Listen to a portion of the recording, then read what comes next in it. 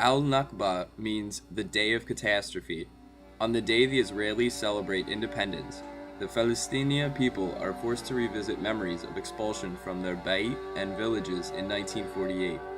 The psyche of an entire ummah is forced to live with the irony that they themselves have been turned into a people without a land. They are forced to live in a jadid reality which is permeated with rules and regulations like the present absentee law, which can cause generational homes to fall under eminent domain of the Israeli state, forcing the seizure and forfeiture of property.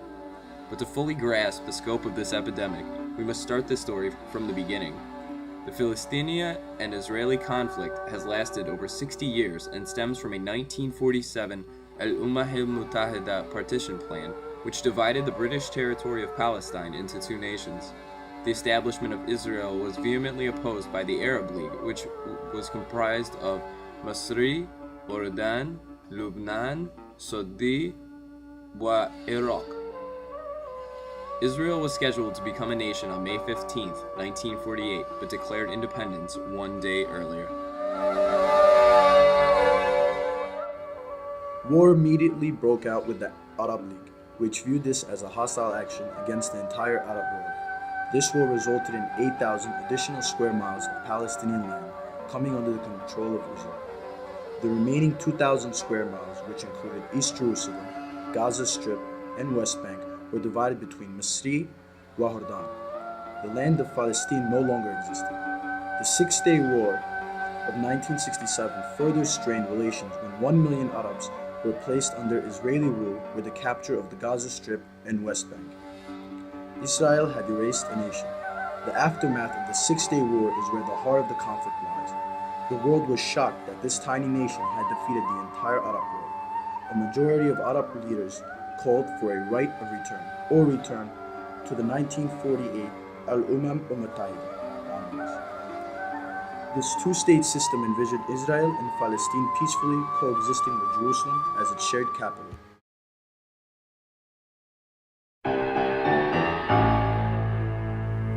According to PalestineFacts.org, it is rumored the First Intifada was the result of a big misunderstanding, aside from the one which caused the Palestinians to forfeit their houses. In December of 1987, an Israeli was murdered while in Gaza.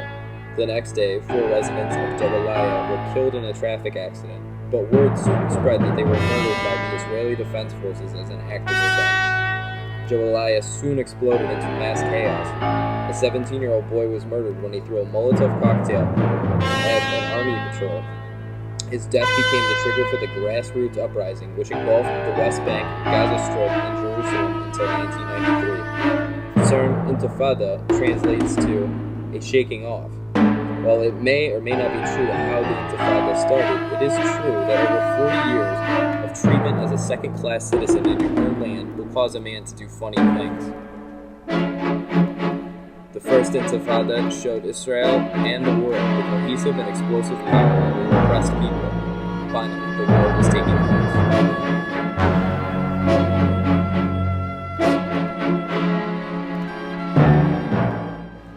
Almost a decade later, the popular culture of the day had shifted to Africa, and it's the end of apartheid. The status quo had returned to the Palestinian territories with no real inroads being made from the First Intifada except failed promises on both sides. In September of 2000, Ariel Sharon's visit to the Jamia al-Aqsa caused it to be closed. Al-Jamia al-Aqsa is located in the most contested holy site in the world, which was the site of the Temple Mount and Prophet Muhammad's ascension into heaven. His visit on the holy day of Friday caused the mosque to be closed and effectively denied thousands of people's worship. It is said that he entered the Jamia without taking off his shoes and said something to the effect that this structure would only one day be raised to make way for the rebuilding of King David's temple and the effective completion of biblical prophecies. Muslim and Christian Arabs saw this as an affront to all religions by the Israeli government, and the situation has pretty much deteriorated since then.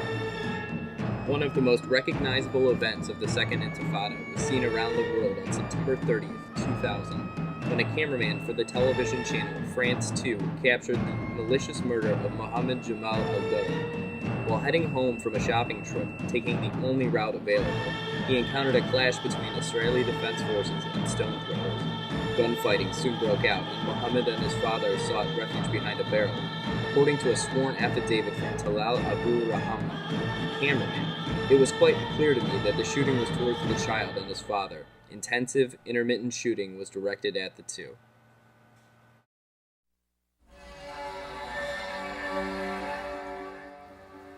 The average wage in Gaza is under $1.20 per day. Most of us understand that the only way to end this cycle of poverty is through higher education. Unfortunately, the Israeli government has placed such tight travel restrictions on residents that most of the 670 Atullab enrolled in Madras abroad will not be able to attend. The travel restrictions placed on residents are severe. Checkpoints must be used to travel to another Madinat or even different parts of the same city. To make matters worse, they are commonly subject to strip searches and other forms of public humiliation while passing through Qaub. Numerous people have also been killed by Israeli defense forces as checkpoints for hostile actions such as reaching for a handkerchief or not following orders. The water treatment system in Gaza is at a dangerous level because Israel will not allow repair items into the territory. They have also put a Japanese project to fix the system on hold since the election of Hamas in 2006. It is feared that a repeat of the flood in the town of el-Nasr, which left 5 people dead, will occur unless much-needed repairs are completed. According to one resident of Gaza, the economic situation is disastrous. Now there are no thieves and no life. We are dead. The Israeli army has created no-go mantaka that are located at the edge of the Palestinian towns, generally near illegal Israeli settlements and border crossings.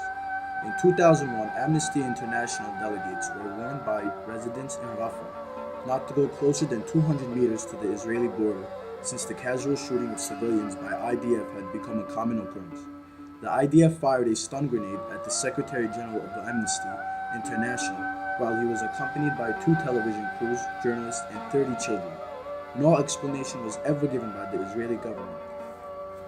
The separation barrier is being constructed around the 1949 Armistice Line in the West Bank, is helping to create the world's largest open-air prison. The wall is approximately 436 miles long, 8 meters high, and is surrounded by a 60-meter no-go mandata. The construction of this wall is an attempt to permanently annex any remaining territory under the guise of security.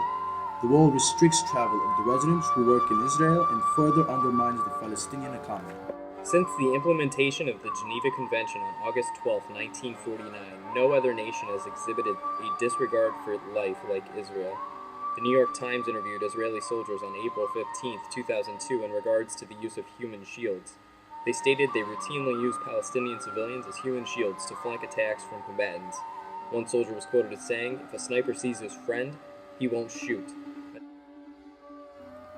The creation of a democratic Palestinian state is inevitable. An independent Palestinian state is the best interest of both parties and will help foster an environment that could eventually stabilize the entire Mantaka. This solution is contingent on 2 prerequisites. Wahad, Palestinians' internationally recognized borders must be returned to that of before the war of 1967. Itnan, Jerusalem must be reclassified to an international zone that operates with a democratically elected mayor and is funded by tax revenue that is collected by Palestinian and Israeli governments. Next, the security, infrastructure, education, healthcare, and economy are the challenges that need to be met. Israel and Philistine must stand hand in hand and dream the same dream. They must learn to let go of the past and embrace the future. The entire world's security is dependent on the creation and implementation of a sustainable Palestinian state.